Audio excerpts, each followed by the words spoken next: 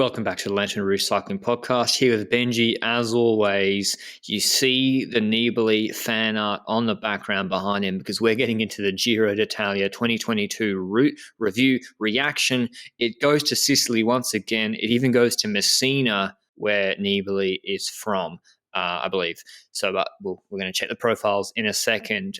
Just an overview of this course, which was unveiled across 5 days. I guess RCS idea was to get 4 or 5 times the interest. In reality, at least from my perspective, they got 0% of the interest because I was like, I'm not going to spend my whole week trying to monitor where to watch when the sprint stages are revealed. So here we are, just wrapping it up now. I think one day, a route reveal should be across 1 day. Uncontroversial opinion. It starts in Budapest in Hungary, where they were supposed to start in 2020, but for COVID. And there's, they go Hungary, and then there's a TT again around Budapest, and then they have a sprint stage on stage 3. Then if they fly, so just like the Tour next year, they have a 4th day transition day when they fly down to Sicily, 3 stages in Sicily. Then they work their way up Italy from the boot, from the bottom, the heel, or not the heel, the toe of the boot, and go through Napoli. There's a long climb in Blockhouse, up Pescara on the right-hand side, which is quite nice, through the middle, they kind of avoid Tuscany and then go up to Reggio Emilia. Then they go left towards, actually have a stage in San Remo, 1 Alpine finish stage, and then they go across rest day after stage 15, I believe. Then lots of stages in the Dolomites, including 1 stage which actually goes into Slovenia, just like last year, before a final time trial, a short one in Verona. What's your first reaction to this route, Benji, which had mooted 70Ks TT? Is Dumo to the Giro the movement we started? Is it dead before it even began? Yeah, I've got a few opinions on the route and also on the way that it was distributed. Like you said, the way that they spread it across 5 days. First of all, they had the Grand de Partenza, then they had another day the sprint stage, and another day the hill stages. I don't have patience, man. Come on, like you're hurting me every single day by doing that. And in the end, I also have an impression across the route and towards our Dumo to the Giro movement that we started. I think it is following the same system as previous years, where the route feels a bit more backloaded. I do feel like the addition of one of the stage we'll be talking about, finishing on Blockhouse, might make a few more gaps in the initial part of the race compared to last year. While last year we basically had climbs in the initial week, and I vaguely recall it being very close together in the first week, except for Almeida, who had dropped back on that stage 4 to Sestola. And then it wasn't until we started the Montalcino stages where we saw severe gaps open up in that top 10. So that's a difference that I see compared to last year. The factor that we have a Blockhouse that, in my opinion, will have more consequences GC-wise than the climbs we had in the first few days last week. But next to that, I also agree on the aspect that Dumo to the Giro is in slight trouble.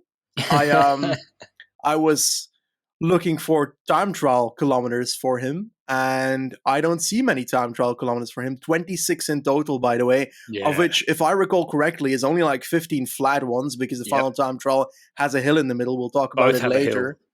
Oh yeah, I forgot about the first one having a small hill at the end as well. So that combination makes it that there's a clear trend this Giro by the creators, by RCS, to make it a parcours that is not time trial heavy, to make it a climbing Grand Tour. And honestly, I'm torn on that. On one end, I feel like time trial is important for a GC rider, and it should be presented a bit more than 26 kilometers. But on the other hand, I feel like a lot of time trials these days are not really for pure climbers, because the likes of Roglic and Pogacar can just smash them in the time trial. So perhaps it's something that might surprise us when it happens. I hate it.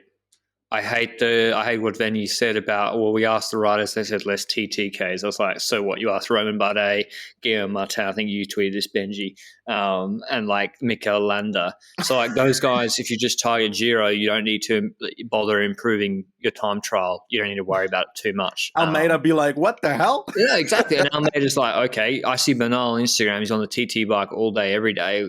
Probably because he's doing the Tour, I think. But Yeah, it's an important discipline. I think 40 is about the right amount, Yeah, like a bit more than 40, because 200. there's so much climbing. Yeah, well, 200Ks, bring Jan Ulrich back. He's trying to, maybe he can win. I don't know. But Ganna for the Giro. I guess let's talk about Ghana. I mean, is there even enough for Ghana? You got the second stage TT and then the stage 21 TT. Is it worth flogging yourself for 3 weeks just for the final stage TT and maybe not even taking pink after stage 2 if he gets dropped on stage 1? Yeah, it's a different thing to look at, because you also look at the other Grand Tours in the season, and we know that the Tour de France starts with a time trial. So that's why I was looking at this parkour and was like, okay, this basically confirms that it reduces Ghana's interest in this Grand Tour, because those time trials are not exactly that promising for a pink jersey for him. Sure, it's still possible that he takes it on a time trial in day 2 if he arrives at this race, because it's Ghana. He can do everything at this point. But in the Tour de France, there is a more clear option, which is the first stage being a time trial. And that's one aspect. But I read something yesterday, actually, where he seems to be interested or thinking about, so nothing confirmed, thinking about the possibility of doing Giro, Tour, and the World Championships, which is a very heavy program. I mean, maybe Ineos want to get their money's worth because he didn't ride for them that much this year after the Giro. But just looking at the route and which riders we mentioned, I think this route suits. First name, got to be Richard Carapaz. It just makes so much sense for Carapaz to do this Giro. I don't really see the Tour suiting him. I mean, the Tour he's already won the Giro. I think Giro is just perfect, especially if Bernal is doing Tour. So Carapaz Giro, number 1, Landa on Bahrain, number 2, Almeida apparently is doing it, which it's interesting that a prospect like Almeida with a strong TT, punchy finish, maybe not the most consistent on lots of climbs, is doing the Giro 3 years in a row and no Tour, but apparently he's doing the Giro. I It's don't the think it's pathway he chose career-wise, going to UAE. So exactly. If he'd gone to Bora, he'd be their Tour leader. So it is what it is. What other riders, GC wise, Benji, spring out at you apart from the names I mentioned that you think could be good? well, we would look at the GC riders that are more promising on the climbing area and might be weaker on the time trial area, to look at this Grand Tour and say, oh, we might have an opportunity of trying this. And then we look at Bardet, but is Bardet still an opportunist? That word doesn't exist, but is he still a rider that might win a Grand Tour? I don't see it. I don't see that possibility at the moment, but I'm very open for him to surprising me. But other main climbers, do you think that an Enric Master should choose a Giro like this? Because it's Absolutely off to not. see him at the Giro. And definitely Absolutely with not. their new Velasco signing, come on, go to the Tour and the Vuelta. Tour Vuelta, his program shouldn't change. Actually, I mean, Valverde would actually suit the Giro because there's not actually a lot of mountaintop finishes. 2 above 2K. Are there 2 mountaintop finishes above 2,000 No, here? 2 climbs above 2,000 meters, which is in stage 20, and they're Okay. not the mountain finish. So you're right. Yeah. It is for climbers that are perhaps not great above 2K altitude. Obviously, we haven't mentioned 2 names, Primoz Roglic and Tadej Pogacar. Yeah, it's Adam or Simon. I mean, one of them will do it. I don't see it for. I don't know. I don't know what Ineos are going to do with Adam Yates. Simon Yates. I don't know. What do you? He came third last year. He got lucky. The Cortina stage got shortened.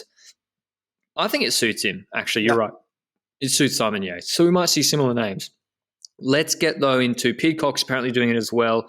Let's get into some of the stages. Now, we don't know for sure which riders will be going to the Giro because riders declare for the Tour much more readily, much earlier. So we're just going to say sort of names or riders that we think might be good. Stage 1, as we enter the profiles now, from Budapest to Visegrad, 195 Ks, pretty much flat. This is a Vuelta stage, really. Hockey style finish. It's like the Tirreno Adriatico stage. 2 or 3 that Alaphilippe won, just with a bit less climbing before. It finishes with a 5K, 4.5% climb that gets progressively steeper. So the last couple of Ks are about 6% average.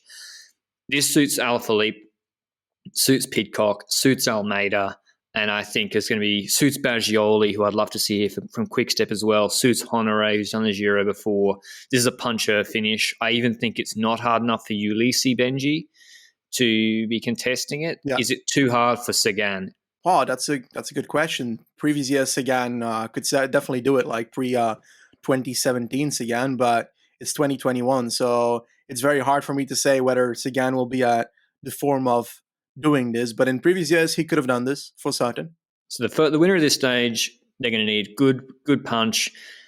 And it's going to be interesting. Obviously, Wout and MVDP would be big contenders for this sort of stage 2. I'd love to see MVDP here take Malia. I think MVDP should be fine on this climb, and he'd have the time trial to back it up. So I really would like to see Van der Poel here, even for the first week. I doubt it.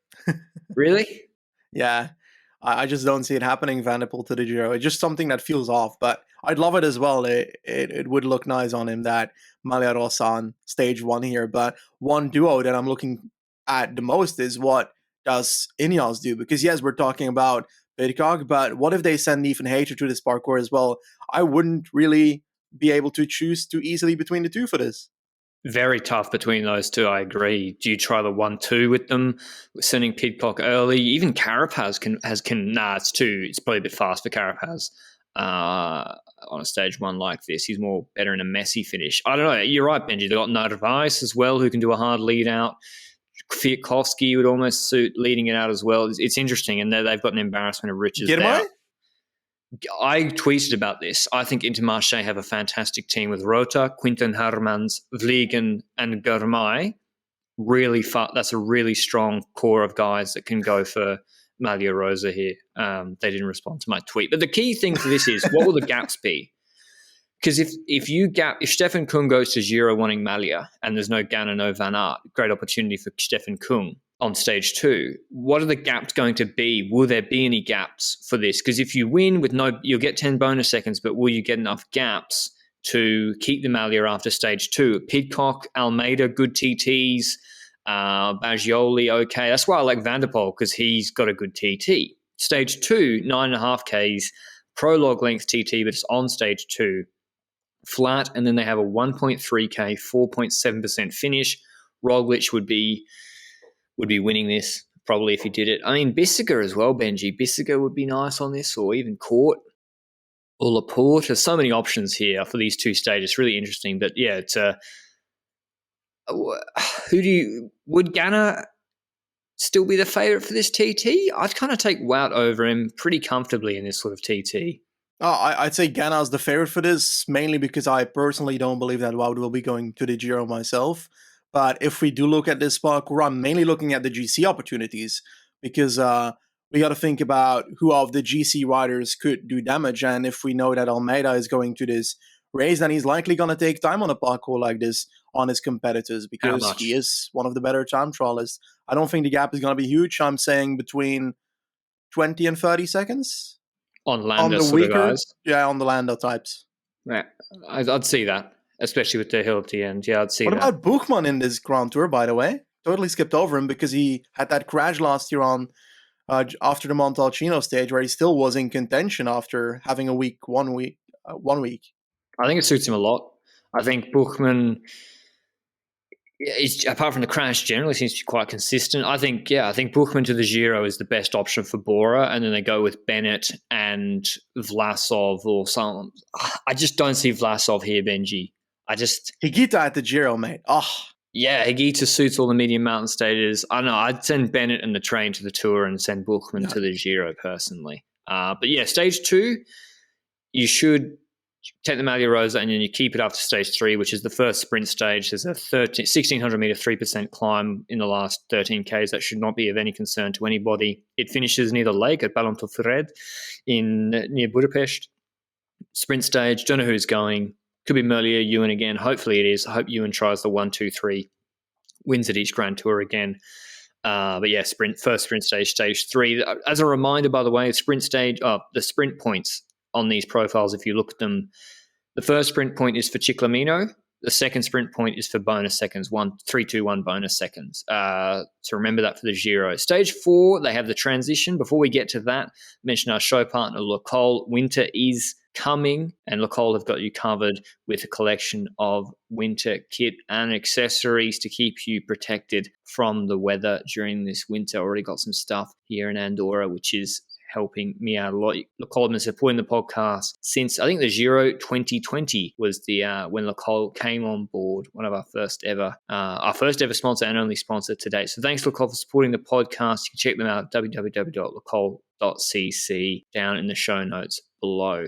Transition to from Hungary down to Sicily, stage 4. First mountaintop finish, Benji, 5.6 Ks, 5.6%, but the last 13 Ks are 6.5%. There's a little descent in the middle up to Etna. What do you think is going to happen on this stage? I don't see huge gaps. On the Etna stage? Mm. Me neither, to be honest. Like, we're looking at all the stage beforehand, so people are going to be, are going to be not that dead when it comes to their energy. And then we look at this stage and we're like, okay, it's the typical Etna stage, you know? It is a Sapienza side, so it's a side that we saw in 2011, the one where we saw Contador versus Rucano, and that seemed to have somewhat bigger gaps than the other side that they climbed the previous edition that we had the Etna on. I think that was 2020. But I think this is the kind of stage where you have I don't know, 10 to like 30-second gaps between a first group and a second group or stuff like that. I don't expect a rider to take 2 minutes on the Etna, to be honest here. And wind plays a big part as well. It's very exposed. We have bonus seconds available, like 2/3 the way up the first section of climbing after the steep section. It's one main climb during the day. People shouldn't be tired. 165k stage. Be surprised if there's huge gaps here. Although it'll be interesting, you know. Pidcock's in Maglia Rosa. Will he keep it? Almeida should be keeping Maglia here. You would expect if he's in Maglia. Carras, you know, will hate to keep it if he goes to the Giro. That'll be the interesting battle here. Or maybe someone random, as Benji said, maybe someone like Van der Poel's got it, or Lorenzo Rota or Quinten Hermans or something like that, or Ulisi. Will they keep it on this stage will be the interest. Stage 5, 172 Ks from Catania to Messina. This looks a lot to me like even an easier version of the Calella stage in Catalonia stage 1. It's got a 20k 4% climb in the first third from 50 to 75 Ks, and then 100 Ks of nothing, really. Should be a sprint. It should be a sprint, really. Like it will be, I think. Yeah, and this is why I think Sagan should be invited and Direct Energy, Benji, because this stage would really suit him. To be honest, I feel like the climb might be too far away. Because if you look at that, was it last year or the year before where we had a stage with a mountain in the middle where they tried to drop the likes of Viviani, and was it Demar? Probably 2020. And then eventually on the flat part towards the end, most sprinters actually came back. Some didn't, but that was much closer to the finish line than this one. When we look at this parkour, the bottom of the descent is still a solid 70 kilometers from the line. I'm like, you're going to need to have a very dedicated team of hilly sprint support to be able to pace for 70 kilometers for their sprinter with a gap of perhaps, 2 minutes, 1 minute on a pure sprinting chasing group. Will it be 2 minutes? Well, it might not even be that, because it's not going to be the GC teams pulling, right? Because they don't give a shit. Like, it's not a GC day. It's interesting. And there could be the break up the road as well. What if there's a strong break? I mean, the option is, Benji, if you're an EF, do you send Court in the break, or do you pace the climb? That's the sort of thing you're thinking about here, or you just accept that it's going to be a sprint. I don't know. It'll definitely depend on the composition of the sprinters. Someone like Merlier might lose a lot of time on this, even with moderate pacing. It'll be definitely an interest. It could be boring, could be interesting. Depends on the composition of the sprinters. Like, sprinters should really be making the finish here, I think. Yeah, the majority at least. The majority at least, yeah. Maybe Groeneweg and if they can't drop people back to help, maybe he's got issues. Stage 6, 193 kilometers. They're back on the mainland now, I believe. This is a sprint stage. There's some like rolly 4K climbs at 4% at the start. Sprint stage to me again, and that's all. Anything else to note here, Benji? Like, it's by the side of the boot of Italy, and it's next to the ocean, but there's usually no cross.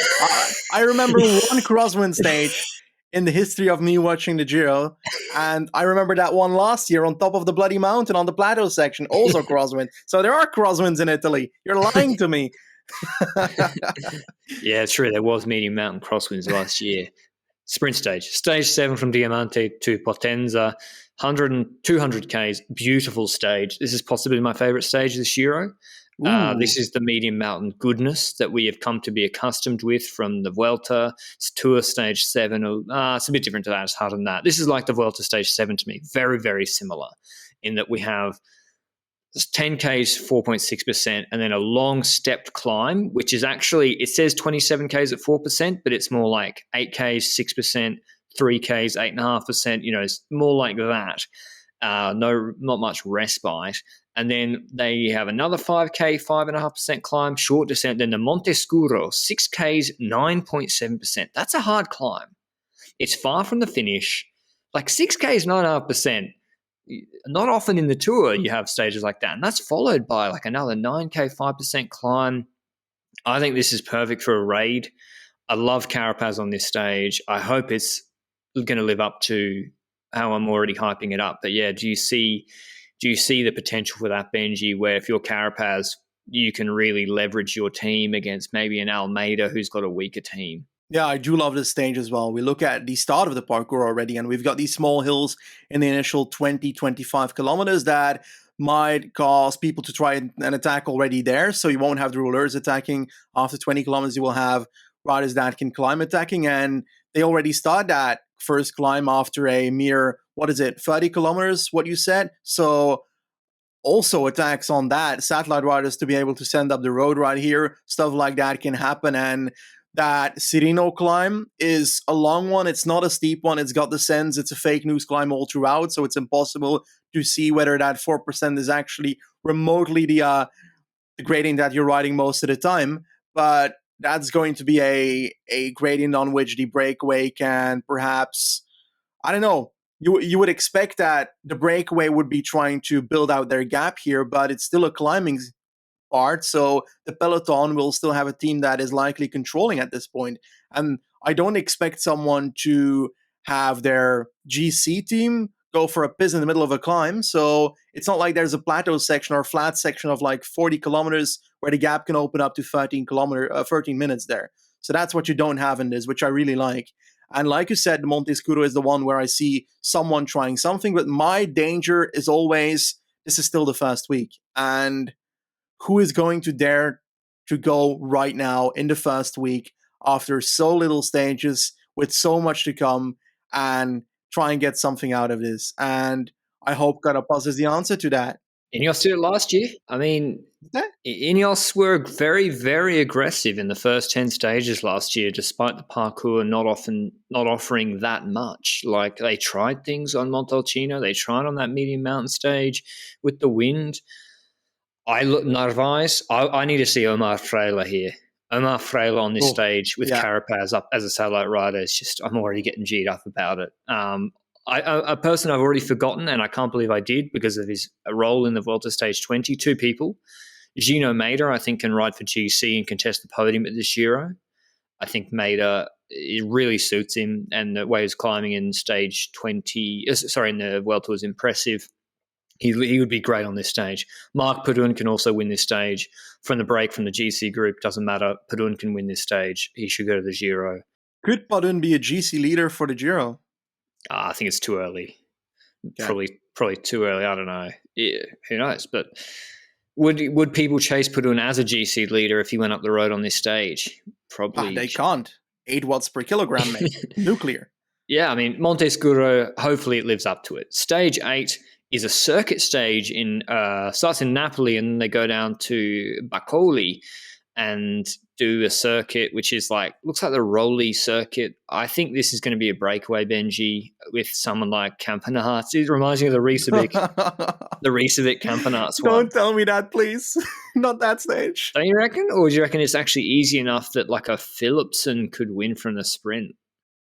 I feel like it might be hard to control with consecutive circuits of 1.7 kilometer at 7% climbs in it. That Monte di Brochoa, that's probably not how you pronounce it, but hey, I just murdered it, so hey, it happened. But I think that this might indeed be a breakaway stage, and it's that typical first week breakaway where if you're a rider that might not be a top breakaway rider, this might be your day. because we've seen the weaker breakaways always happening in the first week of the Giro. And I don't know, if you're Philipsen, then I would consider trying, only if you've got a team that doesn't need to care after anybody else, because then you're basically like, okay, let me go all out for myself here.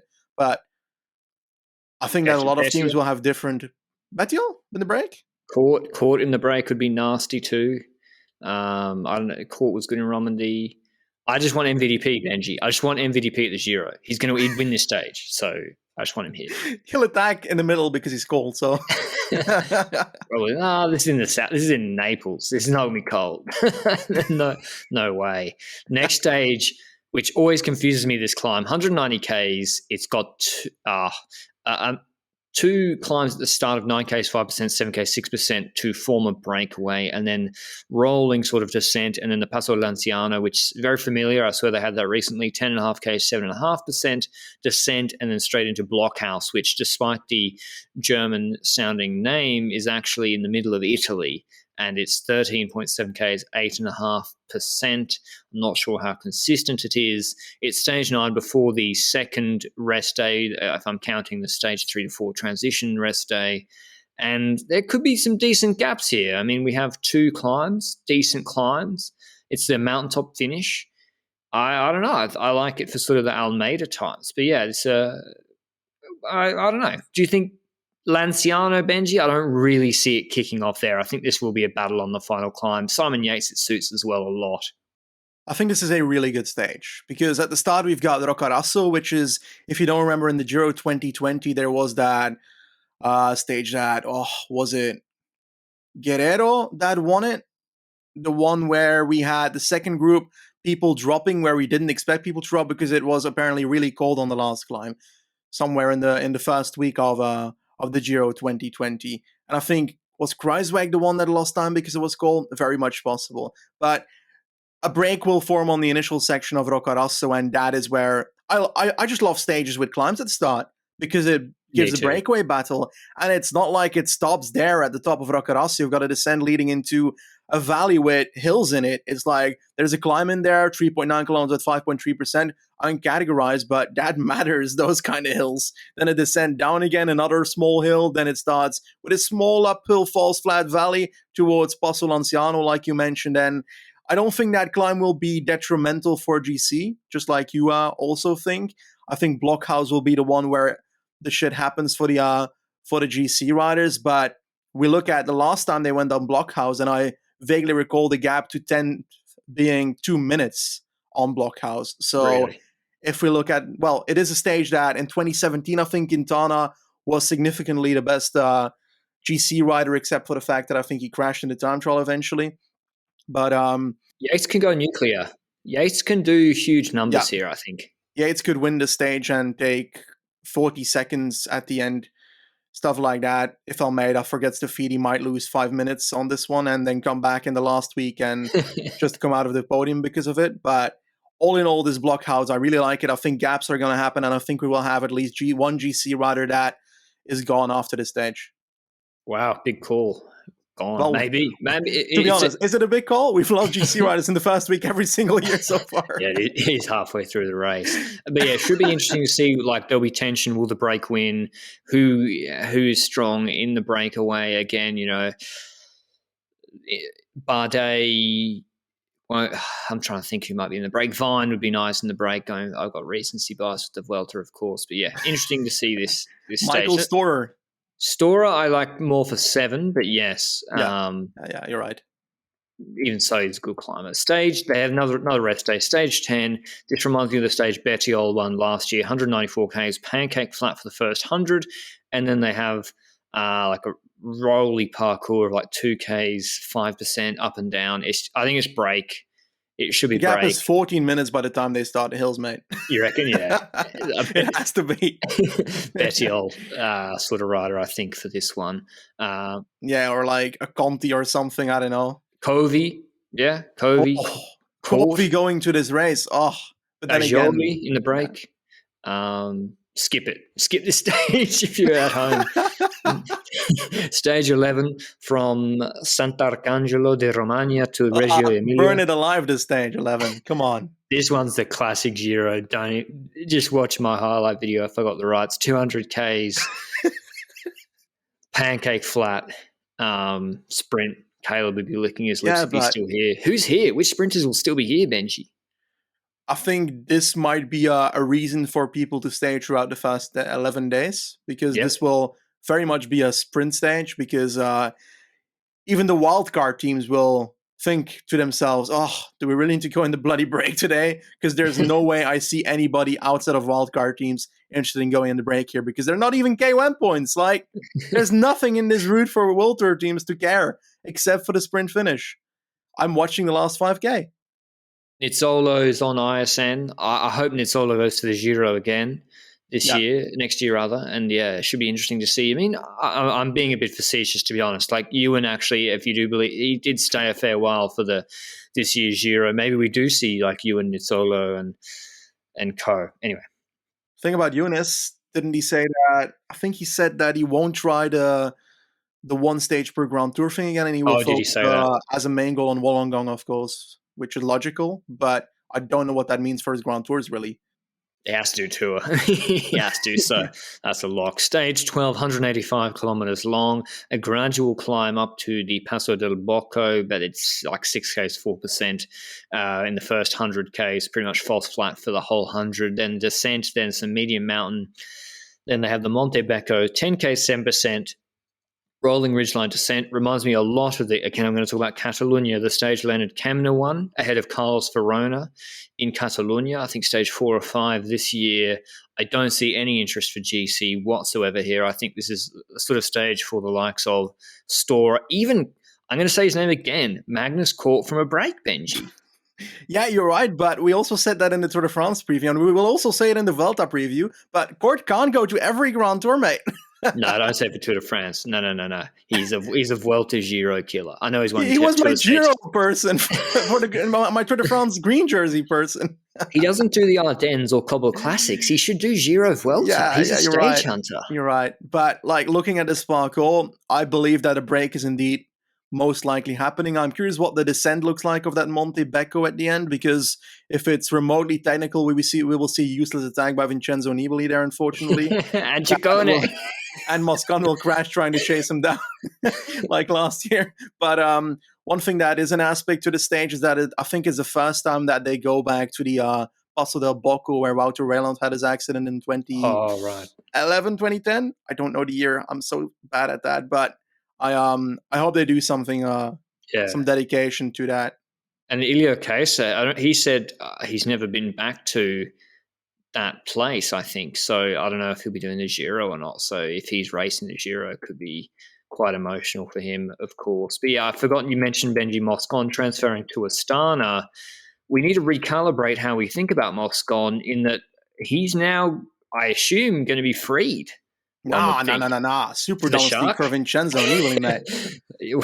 I'm not sure that's the best use of the resources, but I agree, even as a Vincenzo Nibali fan.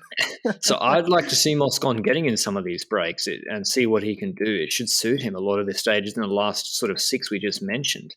But yeah, I'm seeing break here, and he could win this sort of stage as well. Stage 13, sprint stage, in my view, 158 kilometers long, finishing from San Remo to Cuneo. They do the Colle de Nava climb, 11K, 6%, but it crests 103Ks from the finish. It's weird, isn't it? Good luck, Hilly Sprinter team, to keep it up for 100 kilometers. I know.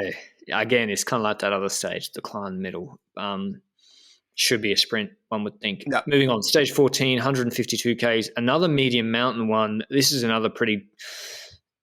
Is it hard enough, Benji, for GC action? Yes. Yeah, I kind of agree. It depends on the profile of rider, though. But yeah, Carapaz can work with this. One problem. The stage after is a really important mountain stage. True. And that's why I'm scared that this stage might really underperform, despite looking very good. You've got the initial climbs, which are being... Well, basically, one thing we haven't talked about, this parkour is a circuit. And we have had 2 already, which is something you don't see very often in Grand Tours. Because you've got a repetitive climbing thing. You can look at this stage, if you're listening on podcast players, as a parkour with basically, 15 climbs between the 3 and 7 kilometers at 5 to 7%, basically. Yeah. And the last two are the smaller ones of the three. And the third last one is the bigger one, so it might be someone attacking on that third last climb. The problem with this parkour is that, it's if you're a team and you look at all the other stages, if this is the last stage at Itzulia, this is madness. But in the middle of the Giro, I don't know, man. Fair point. It looks more like probably on balance a stage the likes of a Bettiol, a Moscon, a Baggioli will be winning from the break, or even sadly maybe just from nothing in the GC group. But yeah, probably Don't the say break. that. How dare you? It But hurts. hopefully there's action. Stage 15, which Benji was alluding to, 178 kilometers long, a proper high mountain stage. They have 12K 7%, 13.5 at 7.5%, no real valleys in between, descent, and then the last climb, the only climb in the Italian Alps this year, or on the mountaintop finish in the Italian Alps, 22Ks at 4.3%. It seems to level off at the end. Unfortunately, the start of it is harder. I'm seeing Almeida from a GC group, Benji. That sort of stage. Unfortunately, Do you expect them to wait until Konya? Because this feels like the kind of stage. I think it's before the rest day, but I could be wrong at that. It is before the second. This is the which last. Means that this might be a stage where they might try on Vergonia, which is the second last climb. True. But will anybody do that with 1 week to go and a hard week to come? Hard to predict. I mean, depends on GC situations. I always think, points scored in the first half of an NBA game or first quarter count the same as points scored in the last 5 minutes. And that applies to stages in GC and Grand Tours as well. If you have the team, if you want your rider to gain time, don't wait if you think you can do something on this sort of stage. But yeah, interesting to see what will happen on that climb. But I'm thinking group finish, frankly, on the last climb. I'm hoping for an early attack then. Rest day into the hard last week, 201 kilometers from Salo to Aprica. We have gone across to the Dolomites, I believe. And so 20K 6%, 13Ks 7.5%. They do the Passo del Mortirolo, I think from the easy side. And then they must descend the steep side, which will be maybe Nibali going mental after check. Then 5Ks 8%. Then they do the Santa Cristina climb, 12.7Ks, 8.1%. I mean, that's what you were talking about, Benji. If you want to try on a climb, do you do it on the Mortirolo? And then you got a long way to the finish. I feel it's too long between the Mortirolo and Santa Cristina. Like, I'm looking at this parkour, and this is what Gazzetta dello Sport announced as the Queen stage of the Giro. And I'm looking at the first climb, in which I see riders trying to get in the breakaway. I look at the second climb, Walmart Mortirolo, and I've got the feeling that it's too far from the finish line for it to make a huge effect on the group. Now, I know there's history towards this stage. I vaguely remember reading something this week about, was it Pantani versus Indurain on this stage, where Indurain lost like 3 minutes in the last climb, stuff like that, because, I don't know. So, stuff like that can happen, but that's a very different age, and I don't see that happening in 2021. With the two best riders in this Grand Tour, because we're looking at this stage and I feel like it's going to happen on Santa Cristina, which is annoying if you want a Queen stage, Yeah. This is why I think Valverde suits this Giro so much, because you got that 7K descent at the end. What if nothing happens? I mean, my God, if nothing happens on this day, I'm going to cry. No, there will be. It's like 5,500 meters climbing. Probably Bala. Are we underrating the Denevel meters on a stage like this just by looking at the profile? I think so. Like, forget how hard these stages are, and Bala probably gets in the car on this stage rather than actually doing well on it. I'll be Simon Yates again, sort of stage that suits him. But again, that's why I think Carapaz, it just suits him so much. I think Ineos can try and neutralize, and the climbs are not so steep that having a team doesn't matter as much. Having a team will mean a lot, even on 12Ks. 13Ks, 7.5%, having a team matters a lot. That goes into stage 17 then, which, I mean, we should have someone in the Maglia who will be the favourite to win by this stage. 165Ks, it opens up with 9K, 6%, out the neutral zone.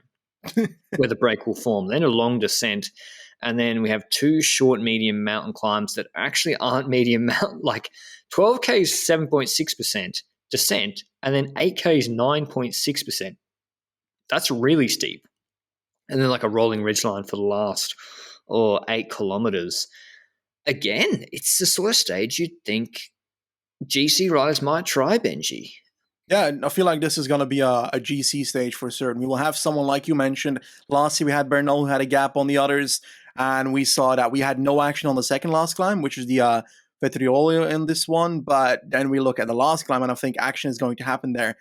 The thing about this is that you might not see in the last 2 kilometers an all-out attack by someone, because you need to know that after going over the top, you've got a valley section or like a plateau section to still get over. And like, it's still 8 kilometers from the top of that climb to the finish line. And that last part is descending, but I do think people on the climb will think about the fact that after the top, they aren't done yet. But I think that people are going to attack there. I do see people like Yates attacking on a stage like this. And I love the fact that at the start, again, it starts with a climb, because that makes for a great breakaway action at the start and gives entertainment for people to start watching from the start. I'd send O'Connor to the Giro as well. Seems to have no problem with resisting on multiple Yeah. climbs and wet and cold conditions. But he's, apart from the Tignes breakaway stage, but when he's beaten top competition or looked good, like at Dauphiné at stage 8, it's not the mountaintop finish. He more re-attacks on the later section after the climb if there's a little descent. I like him on this stage. I think he should do the Giro. Stage 18, transition stage, 146 Ks from Borgo Val Zogana to Treviso. Should be a sprint, except there's a 1K 12.5% climb in the middle, Giro style, 50K from the finish. Mate, it's 1 kilometer. But it's 12%. But it's 1 kilometer. Yeah, I don't know. Maybe. If you're desperate, if you're total direct energy, what else are you going to do? I don't know. Latour will probably attack for fun. If they're invited. Stage 19, again, not that difficult, really. But like, it doesn't look that difficult to finish, but then it's 178 Ks.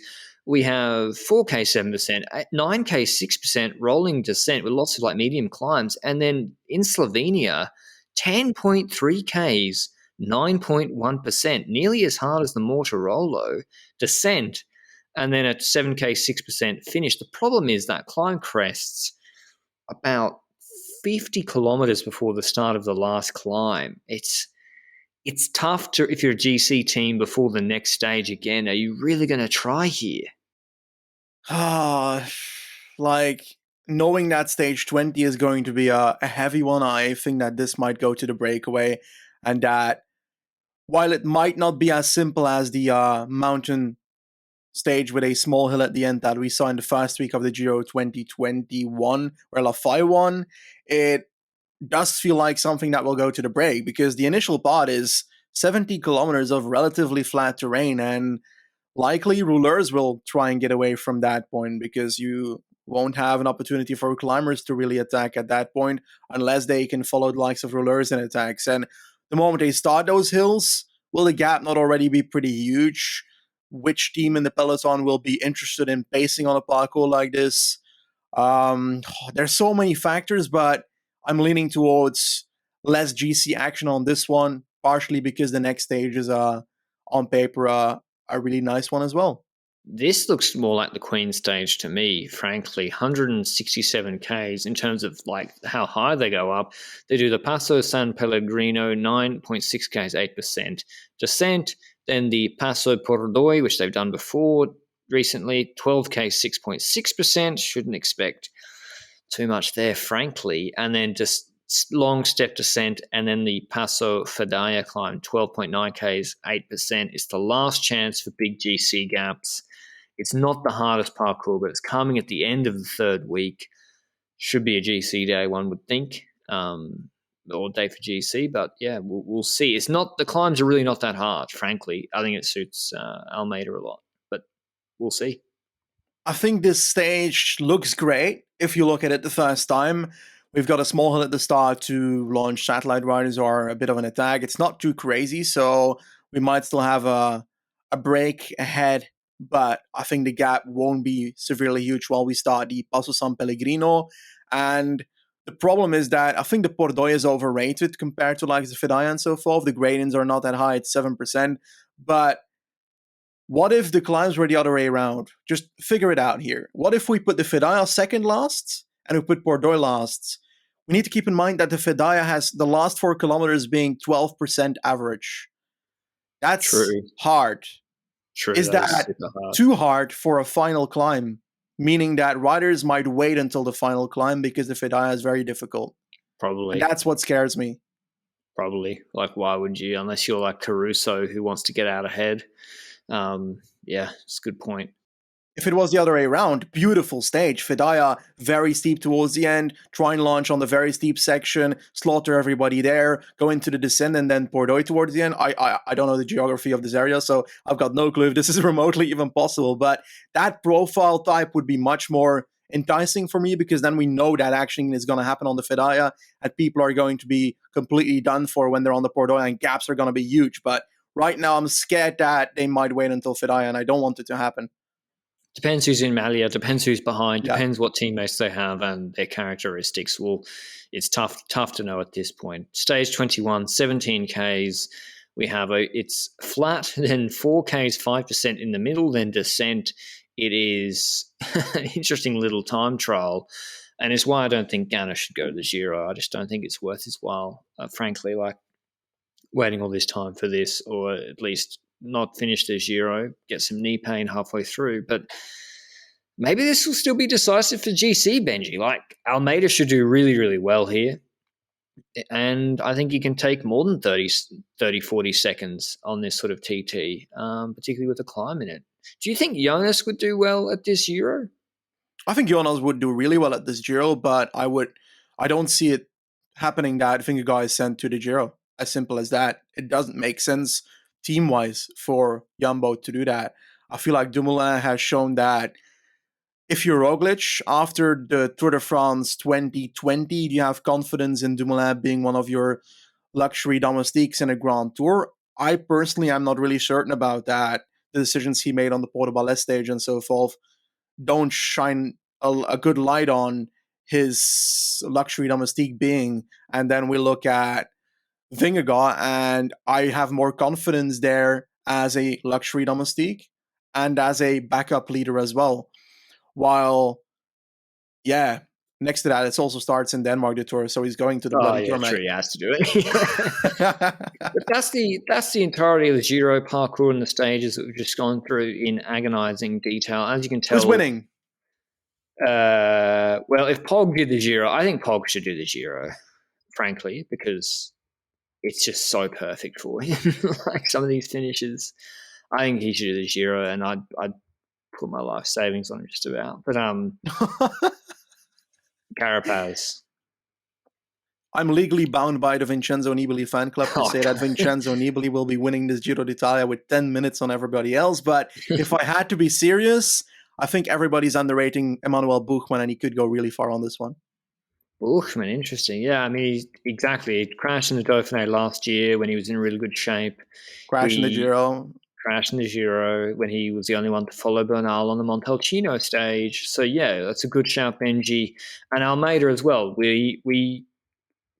I'll be surprised if Almeida's not on the podium. That will be an underperformance. How about Michael Woods? Because there's not that many time trials. It's a lot of descending, though. Yeah, that's that's kind of true. That's the problem. Like, yeah. Who do Movistar send, Benji? Do they even have, like, how many GC leaders do Movistar have? Mas. Alex Aramburu, mate. Oh. Aramburu should go to this. Jesus Christ. Aramburu should do Giro Vuelta. Yeah, I agree. I want that too.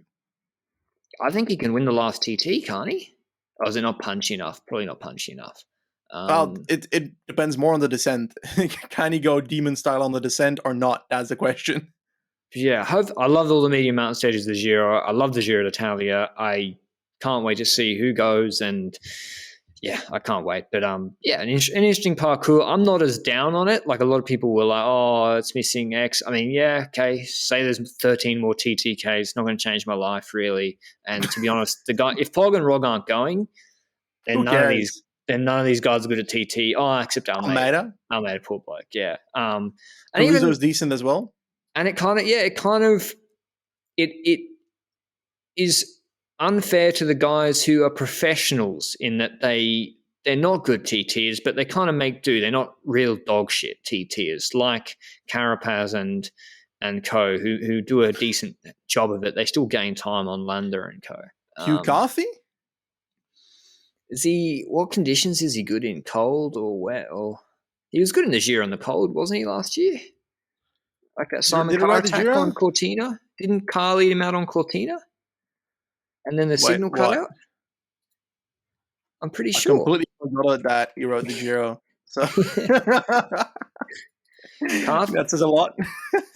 He came 8th in the Giro, but on Cortina d'Ampezzo he came 5th and did quite well, frankly. And if that was the full hard stage, maybe he does better than coming 8th. And he moved into 3rd on that day and then cracked badly, I think, in the last few stages when Yates really came into his own. So, for example, he'd lost like 90 seconds to Caruso on Splugamotta. What about Caruso, Ben? Do you think he can back to back? I think it suits him again. It's got lots of long, hard climbs in Italy. Caruso. Who else am I missing out? Yeah, he's the main one I wanted to ask about. Do you send him to the Giro again with like Maida? I think Landa's going to this Grand Tour, mate. Oh, yeah. Fucking hell. And if Landa's there, then they're probably going to look at him and be like, oh my God, that's our GC leader. While everybody's like, don't do that, Bahrain. Please don't do that. But they will do it. And then Caruso will be probably backup leader this time around, because after a podium, you deserve to be that. If they don't put him as backup leader, then I don't know what they're thinking. But I would indeed send Caruso to the Giro because it's Italy, mate. Italians in Italy. Perfect. I would take, if I was Ineos, Gegenhardt, Puccio, Yeah. Freyler, Dunbar, Carapaz, and Sivakov. He'd need some strong engines too, as well. Maybe even Hayter, but it's probably a bit early. What about Viviani, Benji? Italian, back on Ineos? I believe he's going to the Giro, actually, because when you look at the Tour de France, I don't think he'll fit in their Tour de France team. No. And when you look at the Vuelta, it's the bloody Vuelta, so no. Yeah, I don't know. Maybe they do take him. He's a decent climber, what he showed at Sky back in the day, I think. Maybe. Yeah. And quick step for Alaphilippe in 2019, I think, maybe. Well, yeah, but we should focus on the recent years at Cofidis mainly, I think, and not the ones 3-4 years ago at Koenig, I'm afraid. But he also got over climbs relatively well in the last year's Giro, I think. Yeah. Just came short in these sprints, and I think when it comes to Viviani, it all depends on his preseason, because if his preseason sucks, then don't take him to Giro. If it's good, take him to Giro. It's always interesting, the Giro, because everyone focuses on the Tour, and I think, well, what's your goal with the Giro? It's the second biggest race of the year. Teams like UAE and Jumbo, big teams, this is what Ineos probably don't get. This is what people are like, Ineos, they're, what's happening to Ineos? Well, they should have come third at the Vuelta. They won the Giro. Okay, Tour wasn't great, still came third there. They're still consistently good throughout the year. What did Jumbo do at the Giro?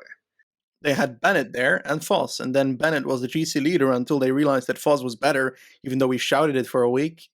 Yeah. And then we ended up seeing Bennett go in the breakaway on Monte Zoncolan, get slapped by Jan Tratnik and Fortunato. And then we saw in the last week that Bennett was working for his teammate Vos. And was he also not the guy that rode up Zoncolan, then rode down Zoncolan to ride with someone else up Zoncolan again? Yep. I think Affini should go again. I think they should take Groenewegen and go for the sprints, or Decker, I don't know. And because Affini could win that TT. It's certainly possible. And he doesn't fit in the Jumbo Grand Tour, Tour de France team. No. So that's who I think they should sort of take to this year of Italia. Other teams like, I don't know, a lot of this is where you see the lack of depth in a lot of teams. Where you're like, okay, well, who are they going to put in this team? Like, who are Trek going to take now to this Giro d'Italia with no Nibali? Do they have to just throw in Baroncini as a neo-pro? Do they take Mollema? Mollema for stage wins here is a great shout, but he was in bad shape at this time last year for the Giro. But yeah, Mollema suits well, but apart from that, I don't know. Personally, I hate all their signings, frankly. Ciccone, sorry, I overlooked. Ciccone, Yeah, here's the one I want to. Last point, Benji. Ciccone crashed out of the Vuelta, crashed out of the Giro. Bad, middling, not great TT. I think looked good at the Giro last year, and I was eating my words. Do you go for GC with Ciccone? I think you have to, actually, if you're Trek Segafredo. Yeah, I think so as well. I think it fits on this one. He deserved it. He deserves it after last year's Giro run, because while he was getting weaker in GC, he was very strong in week one, and his time loss was mainly in the time trial as well. So that aspect counts a lot for him as well. And then his crash happened, I think, on the second last climb in the Segariala stage, which wasn't far from the end of the Grand Tour. He was looking at a No. top 10 position. So, what? Sorry? No, sorry. Yeah. Like, it wasn't Okay. far from the finish, yeah. Yeah, but like, if you really want to secure him and make sure he doesn't crash, how much aero do you think he loses if you wrap him up in bubble plastic? If you just tell him, listen, just stop attacking Bettiol on descents, and it's all going to be fine. Speaking of someone, like signing, I do like Hulgaard, Norwegian on Trek. They have to take him to the Giro. He's fast. You saw him at World Champs on these sort of hilly circuits. Incredible rider. European Champs and maybe World Champs, can't remember. He also, being Norwegian, gets an insane cold, wet weather buff. He have to take him for stages with Mollema. I think they could do all right, Trek, if they pick the right riders for this race. But yeah, I'd love to see Buchmann. I hope it's a big fight between Bahrain with lots of guns, Bora, Ineos. The Shark at Astana now is back there. I've got a hot take. Oh, yeah? Attila Valter will top 10 the Giro d'Italia. Mate. I know. Well, he's starting in Hungary. He was there at the presentation. 50 watt bonus. Cortina d'Ampezzo, he lost 8 minutes last year. By the way, like, we're looking at how countries and so forth are changing their stages based on the riders they have in a Grand Tour, because that hill at the start of the Giro here was on paper apparently not planned until they changed it, because Valter was certainly looking good suddenly for Hungary. And now we think about it, like, who in their head thinks that Valter will do well on the first stage of the Giro next year? No, what is Valter that good? Hungarians? Ah, come on, man! He's a legend. Yeah, I mean, he finished in the Nibali Quintana Agita group at Lombardia. He's a good sort of medium mountain climber. I'd like to see him in the breaks, but as to your point, Benji, like, I don't know where that's come from. His time trial, like, where's that come from? Like, his punch, or in terms of an uphill punch against like Baggioli, Pidcock, and co. Like, no. But in terms it does of make sense, right? Look at the stages he's been good at. Manresa, breakaway, which Camden won, which I already mentioned. He came top 10 there. He came third on the Montjuïc Barcelona circuit stage in Catalonia behind Moritz and De Gent. And so I think he's good on these circuits. So I'd like him for a stage win. Just unfortunately for him, there's none of those stages in Hungary. So he's 23. He'll be still 23 there next year. But yeah, I'm more like him for breaks. I don't see it for the TT or the uphill finish at the start at all. You need to be top shelf for that sort of stage. But yeah, interesting parkour. Can't wait to see who wears the first Maglia Rosa. I might even do a little bit of an analysis video on Pidcock and why I think he should be the favourite, particularly if Hayes doesn't go. But it'll be between him and Baggioli, who came back after injuries looking absolutely nasty in the Vuelta for such a small lad. But I hope you enjoyed the recap. Let us know who you think is winning. I've picked Carapaz already. Benji picked Aramburu. Who'd you pick? Nibali? Oh, no. Jesus. Hopefully that doesn't get referenced at all in the next year. We can clip that and make it serious. I don't want to say Simon Yates. I think he's going to podium. Yeah. But you said Carapaz, right? Yeah, Carapaz. I also kind of believe that Carapaz will win that. Outside of Carapaz, Buchmann, why not? Come on, you picked Buchmann. No, you picked Buchmann. Sorry, I forgot. All right, that's the round hour. Hope you enjoyed it. Thanks for calling for supporting the pod, and we'll see you with our regularly scheduled programming later in the week. Ciao.